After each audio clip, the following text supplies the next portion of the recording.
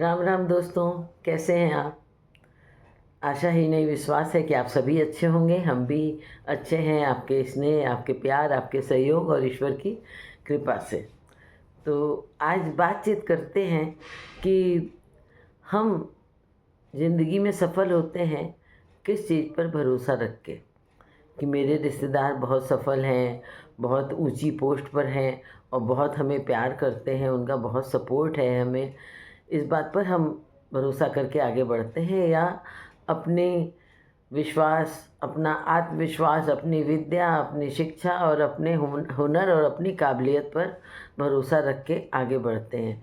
या सफल कौन होता है, जो रिश्तेदारों पर भरोसा रखता है, दूसरों पर भरोसा रखता है, या अपनी काबिलियत पर भरोसा रखता है।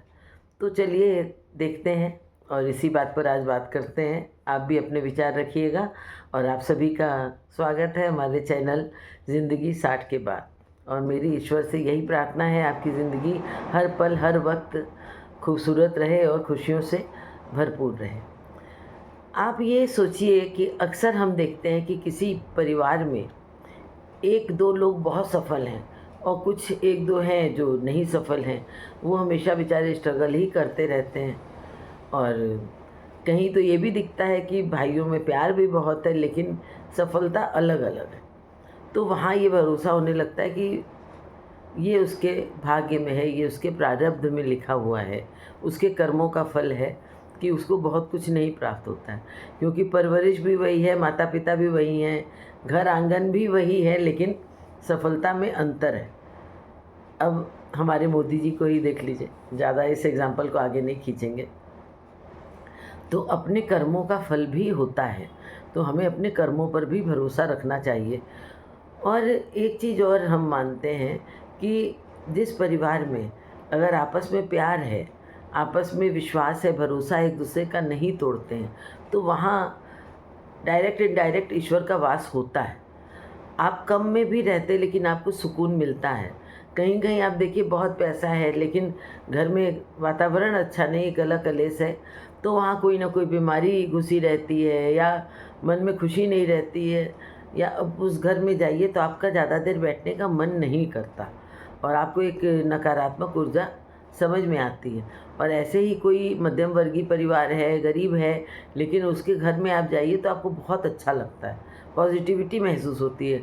आप खुले दिल से वहाँ बैठते हैं, बातचीत करते हैं और आपको अच्छा महसूस होता है। तो ये कर्मों का फल होता है। क्योंकि आप देखिए कि कुछ परिवार ऐसे होते हैं कि एक दूसरे को सफलता प्राप्त करते देख के उनको बहुत ख़राब लगता है, उनको ईर्ष्या होती, जलन होती है। उनको लगता है कि ये क्यों इतना सफल है, हम क्यों नहीं सफल हैं।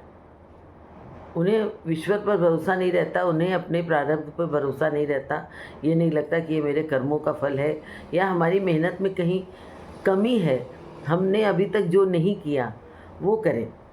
तो ऐसे लोग जो अपने रिश्तेदारों की तरक्की से जलते हैं और उनको पीछे खींचते हैं, उस घर में आपको हमेशा नकारात्मक ऊर्जा दिखेगी और समझ में आएगा कि इनके ऊपर ईश्वर का आशीर्वाद नहीं है, लेकिन पिछले जन्म का कोई फल है जो उनको इस जन्म में इतना धन संपत्ति मिली है। लेकिन जो ये कर्म है उनका, वो उनको खुशी प्राप्त करने नहीं दे रहा, उनको सुकून प्राप्त करने नहीं दे रहा।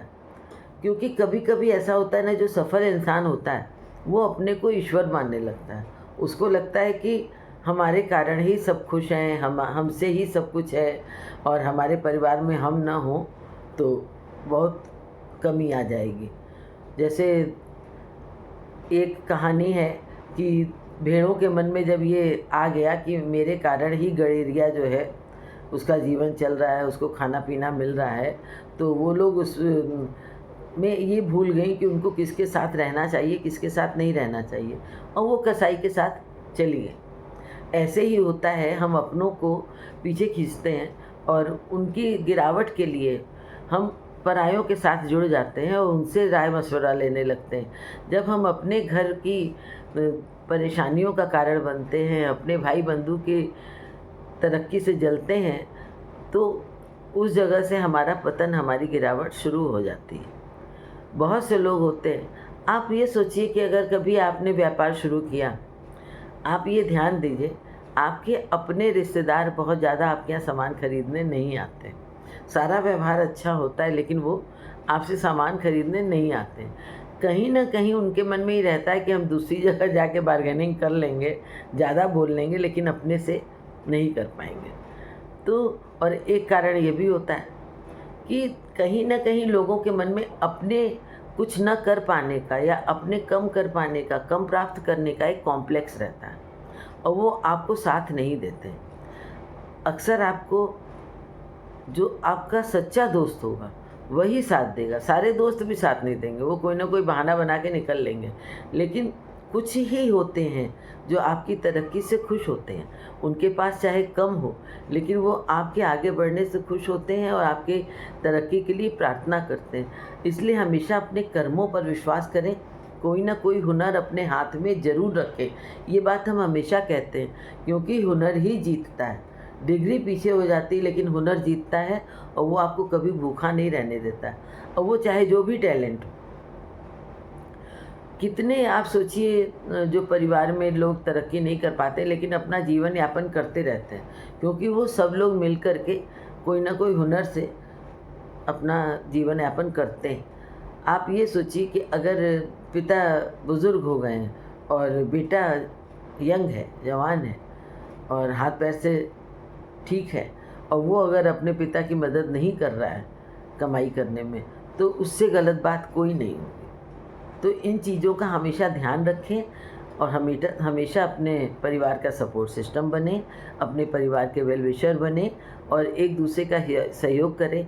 कुछ कम्युनिटी ऐसी होती हैं, हम नाम नहीं लेना चाहते, लेकिन वो मिल के व्यापार करती हैं हमेशा, और वो बहुत आगे बढ़ती हैं। और ये तरक्की का कारण ये है कि वो भाई भाई मिल के काम करते हैं, डिवाइड कर लेते हैं अपना अपना सेक्शन, और एक दूसरे की राय मशवरे से ईश्वर का आशीर्वाद लेके आगे बढ़ते हैं, बड़ों का आशीर्वाद लेते हैं, बड़ों के अनुभव से फ़ायदा उठाते हैं। वो पिता पुत्र सब एक साथ मिल कर के काम करते हैं और बहुत ऊंचाई पर पहुंचते हैं। तो कोशिश करिए कि अपने रिश्तेदारों का हाथ पैर बने, सहयोग करें। कम हो तो भी अपनी मेहनत से सहयोग करें, ज़्यादा हो तो अपने रुपए पैसे से सहयोग करें, लेकिन किसी की तरक्की से जले नहीं, किसी को पीछे खींचे नहीं। ईश्वर आपका साथ ज़रूर देंगे।